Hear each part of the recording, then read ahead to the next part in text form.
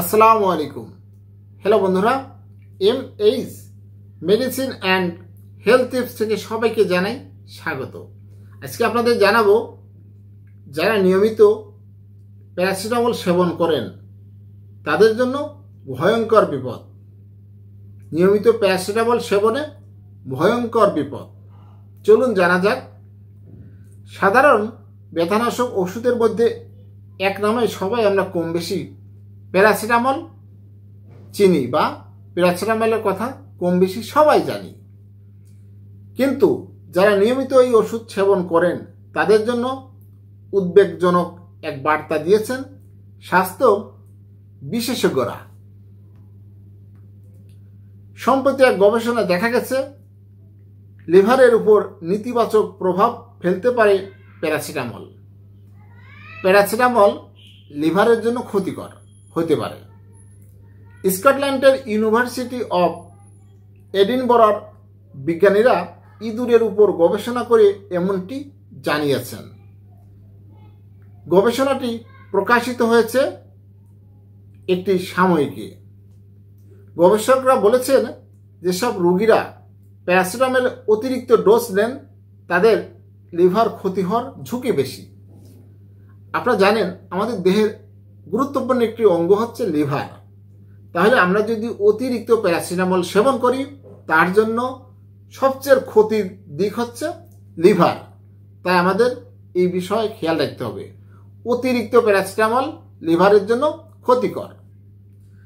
স্বাস্থ্য বিশেষজ্ঞদের মতে যেসব রোগী দীর্ঘদিন ধরে ব্যথায় ভুগছেন তাদের জন্য দিনে 4 গ্রাম প্যারাসিটামল স্বাভাবিক ডোজ হিসেবে বিবেচিত হয়। 4 গ্রাম।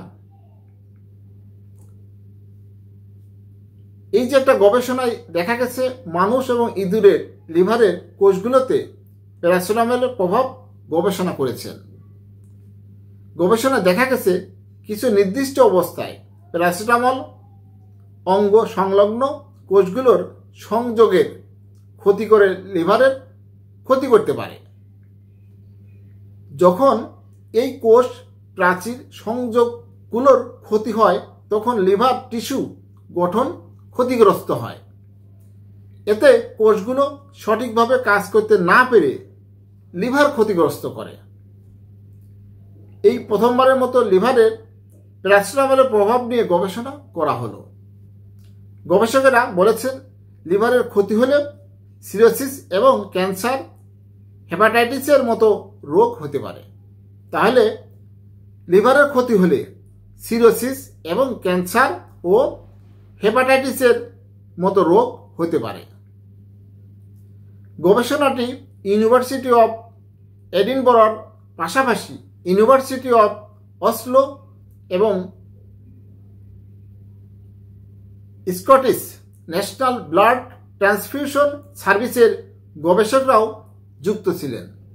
তাহলে আমাদের একটি বিষয় খেয়াল রাখতে হবে, আমরা কিছু হলেই অতিরিক্ত প্যারাসিটামল খাই, এটি কিন্তু লিভারের জন্য ক্ষতিকর।